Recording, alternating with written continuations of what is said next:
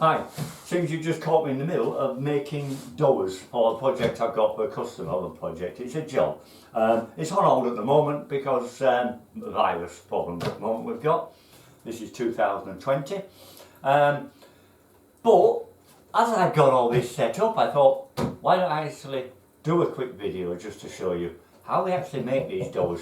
Now, it's just an MDF door, but it can be made for anything. Once it's painted up, sprayed up, finished in any way you want, these doors can be replacement kitchen doors, replacement bathroom doors, wardrobe doors, doors for anything. What I've got here is these three are going to be for a kitchen type, say utility room, but kitchen type area. A couple of them are actually for workshop and some for another job. Same principle for doing them all. So I thought very quickly run a video just to show you the simple process it is in which I go through to do this. Right, the first most important part obviously is the size of the door. Now, size of the door varies, depends on the cupboard. Ones I'm doing there, it's a 600 wide, 450 high, but I want two doors, so I just divided it. Now, when you're measuring a door, you measure the outside of the carcass, complete outside that you want, where you want the door to be. Then you take 3mm off each direction, just once. So 3mm that way, 3mm that way. When you're preparing sanding and such, you'll lose another mil. So that then gives you a couple of mil all round.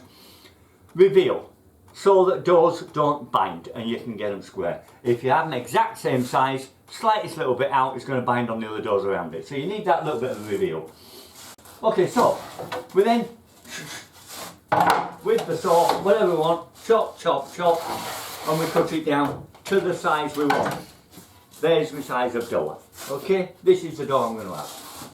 We take it over to the router station. Now this we're going to put a profile on the edge. As you've seen, I did with these, just a really good on this one, an acute bull nose, taking me almost to a point on that tip. I didn't want just the corner off, I wanted a nice acute bull nose.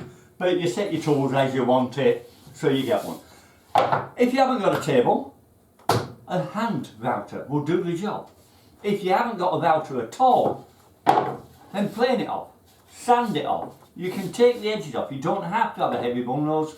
You can have whatever shape you want. But if you've got a router, then you can really get some effects on it. But it's not necessary. You don't have to have it. Same with the saw table. You can do these things by hand. Very tricky, but you can. Now as you see here, I've got a bit that I've made quite acute, so that when we take this off here, it's taking quite a lot off of it. As you can see with that there, just how much it's taken off. A lot. If I want less, I'll send things in and I'll get less. But as it is, that is perfect and it gives me what I want. Using a router table, you already know. If you've got one, you know how to use it. There's no question on that. If you're not doing it, if you're doing it by hand, make sure it is clamped down tight. With a router, you're going to go away around the edges, so it's better if you can clamp in the centre. Now, that's another little trick I could help you with, and that's these. I made these out of ceiling clamps. I just put them the opposite way up into the ceiling, and there it goes. Put it into the middle and lock it down.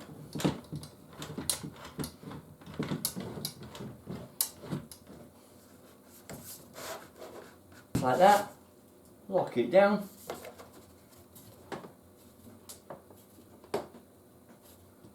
There.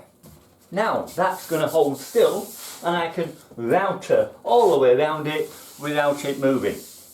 Perfect solution. These things, I bought it in Aldi. They're quite cheap, about 14 quid each. But then I just measured from the beams to the desktop, the workbench top, measured that and made it so that I had that size and cut it down for that. So now I can have that and a bit more, but I don't need much more. I just want any bench around. I can use this as another hand to hold it, clamp it and keep things still. And I've got 2 of these so I can clamp a big area. Useful thing. Okay, so I'm not going to run it, there's no point, I'm not going to waste the wood. We've run it through, run through, turn it that way, run through, and run through, and we're done. Wow, they are lovely, beautiful. And then sand it up and treat it. At that stage, you've got the door blank. Now then, it can be a drawer, or you can put hinges in it and it can be a door. Next is to give it all a good sanding down, making a lot of attention to the end grain, especially on MDF, because it is paper. It's very rough. So, a lot of work on the end grain. What I use is a power sander, sanding it all down, then, and that's on 240 grit. Then I use a 400 grit by hand, and it brings it up lovely. Next, we need primer. It's MDF. It's going to soak up everything. Nothing will take unless you prime it first. Get a good MDF primer, get it all primed up. It will need a couple of coats. It will need sanding in between and after the last coat. It's then ready for whatever finish you want to finish it off with. You can get a plaster spray. Oh, there's many these type things. Spray paints. It will spray straight onto the MDF when it's finished, and it will give you a nice plasticky coat. It's almost like a vinyl wrap, and you can get any colour. Pretty much any colour you can come across. And spray it up. Now the tins are about a £5 a go. Decent sized door, you'll need a tin. So the doors cost you a £5 plus some of this. That's your finish. Whatever finish you want. Hinges. Simple. You've already seen it probably. If not, look back at my video. I've got a video on this. It's the hinge jig, which I use, turn it that right way, which I use for bamming in the hinges. Very quick, very simple, puts them in accurately as I want them. Boom boom.